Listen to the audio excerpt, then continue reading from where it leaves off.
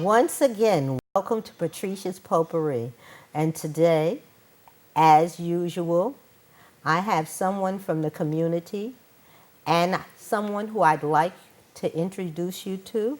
And this is Lucia Giraldi. And you're going to see Lucia a lot in the future because she is going to run for city council in 2016. Good. Welcome to Patricia's Potpourri, Lucia. Thank you. Thank you for having me. Okay. Thank you. I heard that you're interested in running for city council. Yes, for 2016. That's next year. Yes. First of all, what district do you come from for this to be your stepping stone to city council? It's the 82nd District in the Northeast Bronx. It covers Throgs Neck, Pelham Bay, Country Club, Westchester Square, East Tremont Avenue, Silver Beach, Edgewater Park, Locust Point, part of Co-op City, and I did say Throgs Neck, and that's about it. Okay. What do you think would be excellent for your community? What would you do for your community? Well, you want to be a little more specific about that because there's so many areas we could touch on. Okay. How could you currently enrich your community? What would you do? What are you currently doing to enrich your community? Okay, well, first, this year I ran for Democratic Judicial Delegate. We find out this week if I actually am a delegate. There were 2 groups that ran, 7 in each group. Monday I will know for sure, which is tomorrow. Last year I ran for Petition Woman Leader. I had the highest petition count in my area. In the past I've worked 6 campaigns, 3 Democratic, 3 Republican. I was an independent to begin with. I switched to both sides because I was actually working in the campaigns, not volunteering. I was actually a team leader for a New York City mayor, which was Mayor Michael Bloomberg. I also was a canvasser for a state assemblyman who also got into office, which is Mark Jonai. Those are just few to name several candidates who I've helped. In total, I work 6. I've been advocating for my community. This year, we tried to work on petitions, 2 or 3 so far. One was for the little motorbikes, motor scooters, where deliverymen could actually go out. Let's say you work for a Chinese takeout or a pizza place. They're not mopeds. They're actually electric bikes that will help them while they're traveling to and from the food court to maybe a location to where they're dropping off the food for a delivery. It saves on time and energy. They wanted to ban those. Some of them are not legal, but, you know, a lot of the delivery people can utilize those. So we're trying to get a petition going to keep those from being illegally sought after. Another petition that we're working on is McDonald's. For the senior citizens, we're trying to get them to get free coffee for the seniors during the week. We got 150 signatures for that. That's also something Senator Klein's working on. He's the senator in my district. I was actually helping him with those petitions. Another thing that I've helped with is, well, through Governor Cuomo, they were doing a lot of construction in my neighborhood. Before that, there was nothing being done by the current city councilman. And this is a fact because Governor Cuomo's family were my clients when I worked in corporate for 10 years. So I went to the foremans and I asked the foremans. I said, you know, on a practical level, can I ask you where the money's coming from for this, for all these projects currently? And he told me. We had a brief conversation, casual, and he said, this is coming through Governor Cuomo. So that's when I saw something not right. And in the past 2 to 3 years, I said to myself, hey, why not run for the city council seat? I've been a leader for other people. Now it's time to do it maybe by my own means. I know one of your issues, since you spoke about the delivery persons, one of your issues was raising the minimum wage. To let me know about your efforts that were done, and why do you think it's important? Well, as far as that, I haven't done anything yet. I am choosing to do something currently, probably in October, time to start it because, as you know, Governor Cuomo is trying to get the proposal through in terms of doubling the amount over the next several years. I think it's important for local businesses. Seeing what I've seen being out on the field, canvassing, being a team leader, meeting so many business owners and people in the community, these local businesses need our help. So to me, the minimum wage hike is important because how do you expect people to live? Rents have gone up. Everything you buy has gone up. Food, shelter, water. People pay for water, people pay for gas. Everything has gone up. How do you expect people in these communities to actually pay their bills, worry about their children? The money is needed. You can't live on $7.50 or $8.50 an hour. It just isn't sufficient enough for families to support one another. I agree with you, and I know that rents have gone up astronomically In the city, yes. in New York City. And most of us think that it's due to the past mayor in which we had. I know personally my furrier had to move to another place. My shoemaker has to work 7 days a week for 18 hours to try to pay the rent and exist. So there are several things. What would you do about rent control or families trying to exist? What would you be able to do as a city council member? Well, as a city council member, number one, you have a lot of say. You have zoning say. You get to say which zone begins, where it ends. You also can help your small businesses. Besides the project areas in my district, private homes are not supposed to be more than 3 floors. If you have more than 3 floors in a home, which my district is totally overcrowded now, people are not happy about it. They've been overdeveloping, overbuilding, making 4-family homes. You're not supposed to do that. It's illegal. I know that one of the things that you griped about was overdevelopment. Could you please explain the terms overdevelopment from your perspective? Okay. What happens is when somebody owns a property and they sell it, let's say, there's nothing wrong with selling your property if you're not going to live there anymore and you're moving somewhere else. It's whoever's coming in and building these properties, instead of building legal homes in terms of whether it's a private home or a building, they're making them super extra big, meaning the room inside, the spacing is smaller. So for me, for them to up the rent hike is because they get more money for as many apartments as they have in these 1-family homes, 2-family homes, or buildings, regardless of what type of arrangement it is. If it's a private home or if it's a building, they're giving less space. There's still the same amount of room, but they're charging super over the amount of money that should be charged for the space that they're giving out. What changes would you make from the administrations in which we had previously? What changes would you like to see come? I know there's changes you would asked about for police.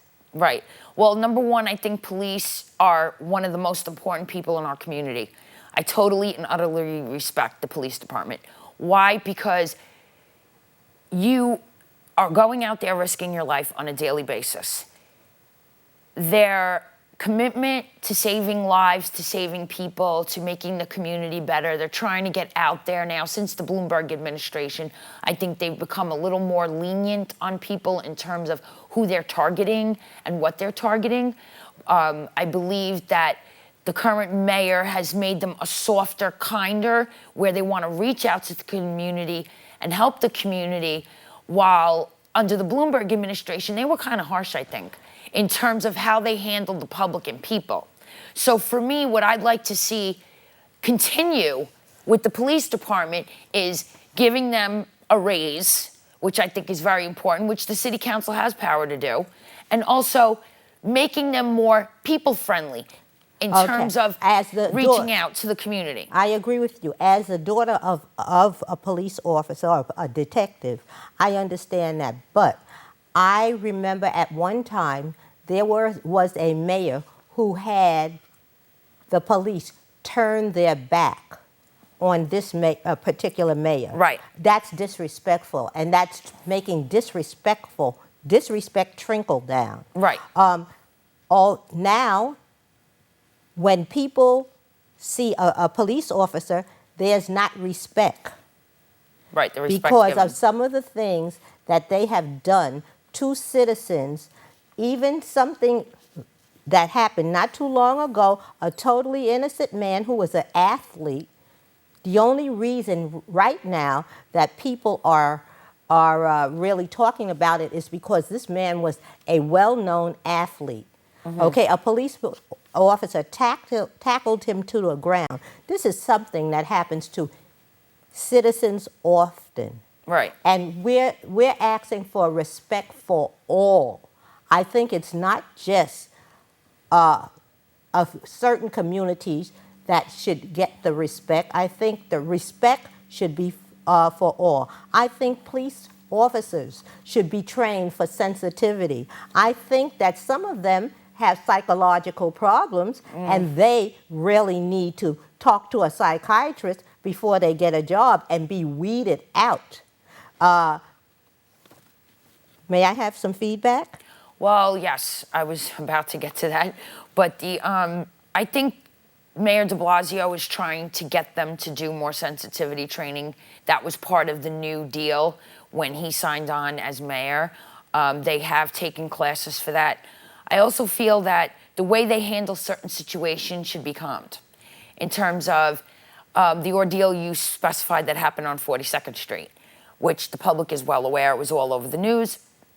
But they were actually looking for someone else and thought that it was this gentleman. That is, excuse me, that's what we call profiling. Right, right. You know, if it looks like it, then attack it.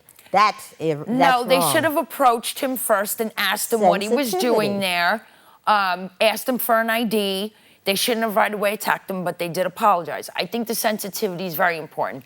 But I also think you have to have what's lacking, what we did have when Rudy Giuliani was the mayor, was the community respected cops and cops respected the community. I did not think that came when Rudy Giuliani was mayor. I believe a lot of police officers because I went had to the community black respect. and Hispanic.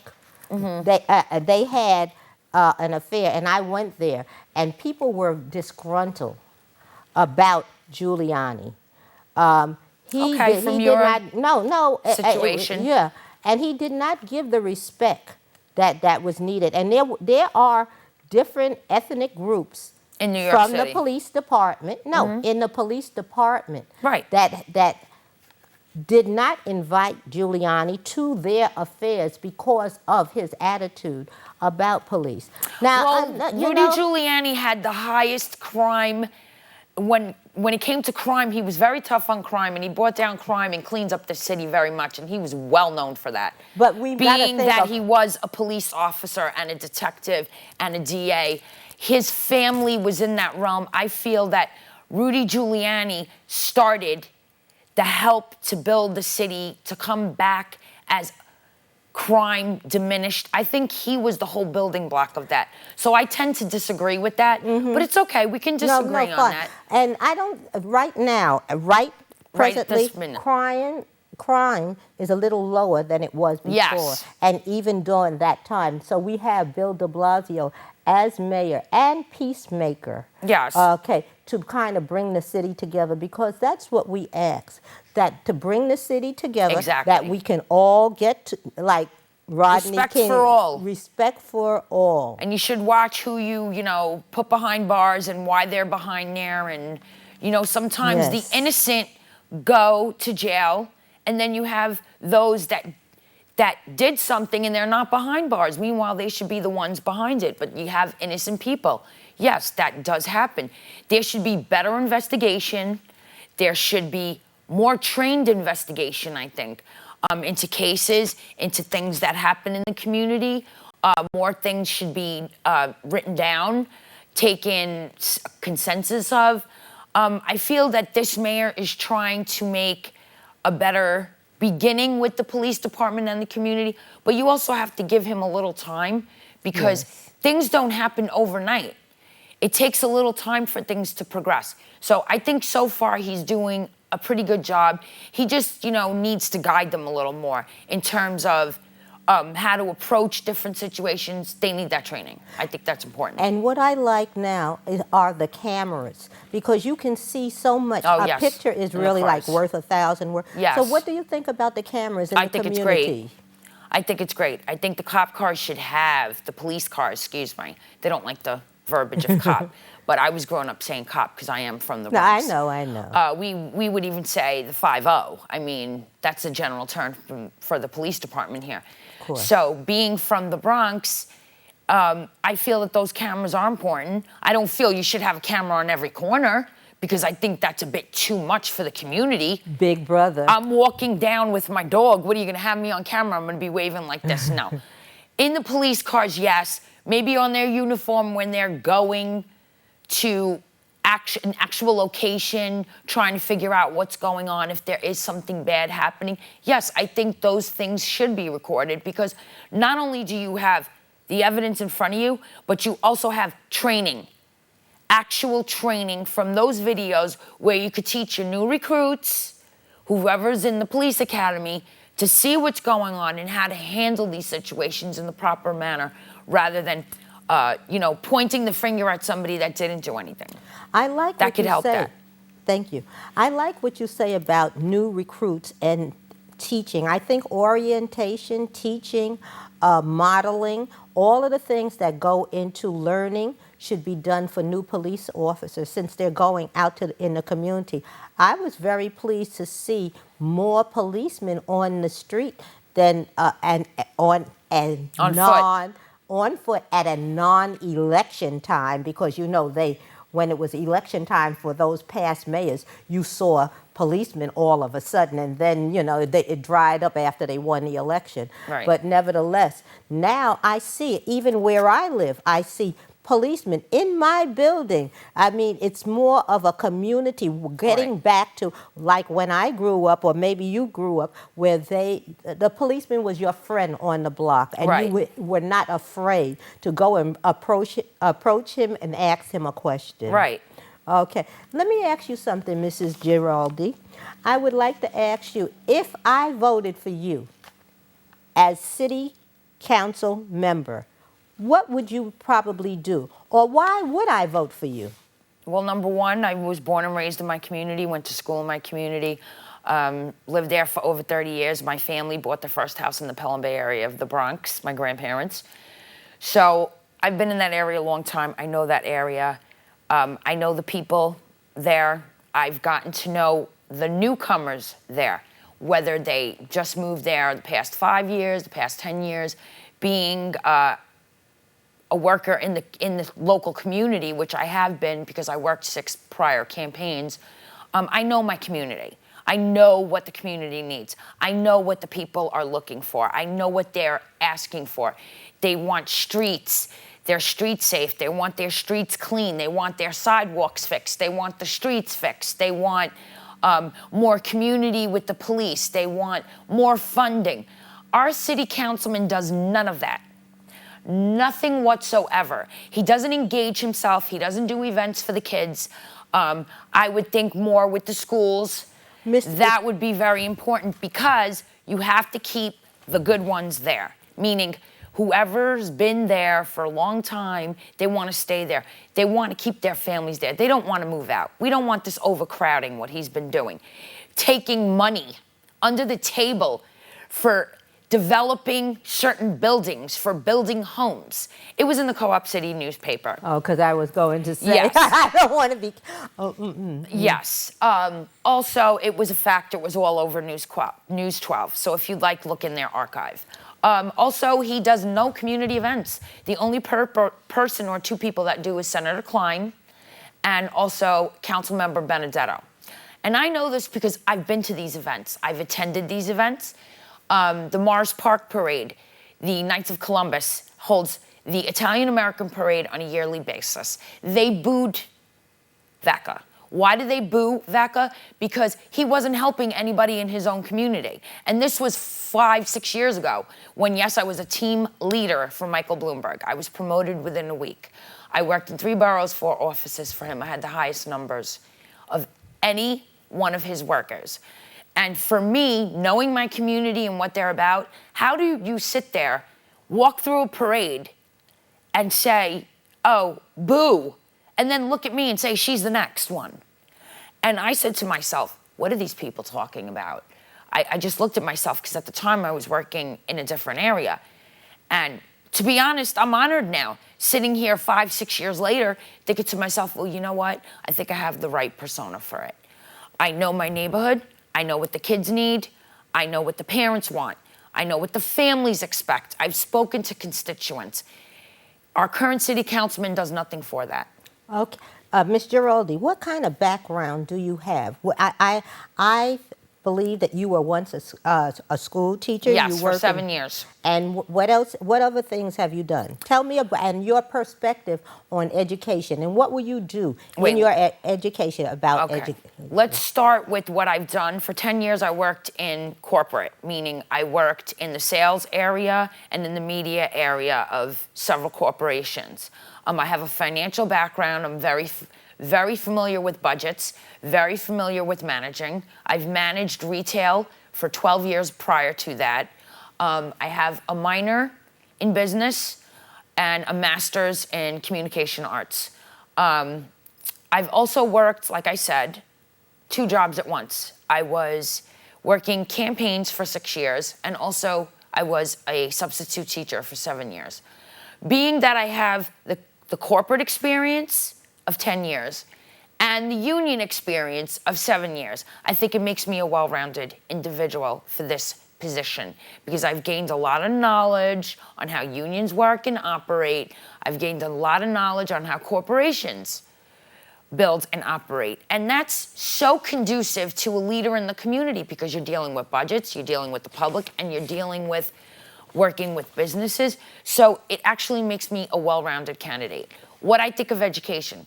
Education to me is one of the most important areas in anyone's life. If you're not educated, you cannot move forward in life. You cannot really propel yourself to where you want to get.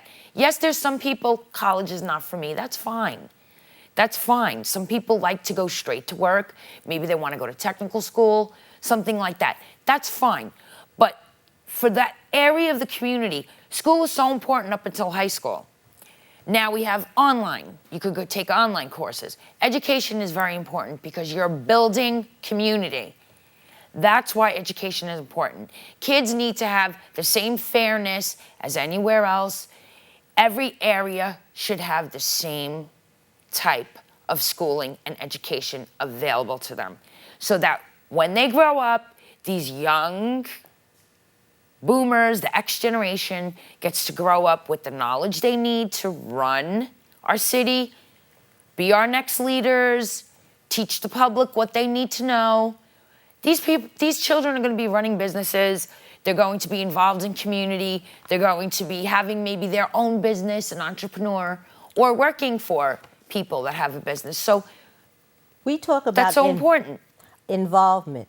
How would you get young people involved in your office? Oh, If number you one, kids are became number one to me. No, but if you became the city council person, woman, okay, person, whatever. Okay, how would you involve students? How would you prepare the next generation, maybe for your job?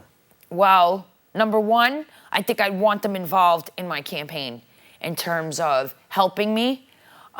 I know when I worked for prior candidates, they had, of age people that were able to work. They get their working papers, they come out and work, they help us. Hands-on experience while they're going to school, a part-time job. First of all, I get them involved with my campaign. That's number one. Number two, having events for them in the schools, I think, the way Senator Klein does currently.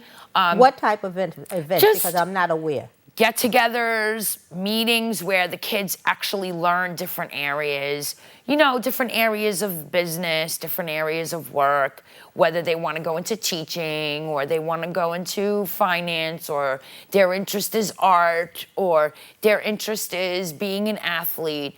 Just different programs where these children can actually get hands-on experience doing something. Because yes, the classroom teaches you, but you need a stability of both, I think, especially when you're in high school and you're entering college. That is so important because that's where you're learning leadership, you're learning how to interact with adults, you're building your confidence. So I feel that this is so important, but you also have to train the teachers, because some teachers, they need extra training. They need the training because even if they're dealing with young kids, and they want to deal with older kids later in their career, they need to have that training so that they know how to maneuver it from this age group to this age group. Okay, Ms. Giraldi, I am looking forward to your campaign for City Council. How can anyone help you now achieve your goal? What can we do as the public? Help you? Because you said a lot of things that I believe in also. What can we do as a audience? Community. Well, first and foremost, it begins January of 2016. I'm going to be going out doing fundraisers from now until December. If anybody wants to contribute, it's going to the workers, which would be the team that I am putting together. So far, I've accumulated about 5 pages of people back in front, being that I've worked other local campaigns over the past 4 or 5 years that are willing to help me to get the word out there. I'm going to launch a huge campaign starting in January. I will be starting my fundraising in November because right now the money's not needed. I need it for January, February, March, after that. Let's be realistic here. It's for the community. So if somebody were to donate or wanted to do a charitable donation or help out in some way, they could go on my Facebook page, Lucia Giraldi. I'm on Facebook. Okay, can you tell us your Facebook page we're going to end now? Sure, Lucia Giraldi. It's right under my name, Lucia. Last name is spelled Giraldi.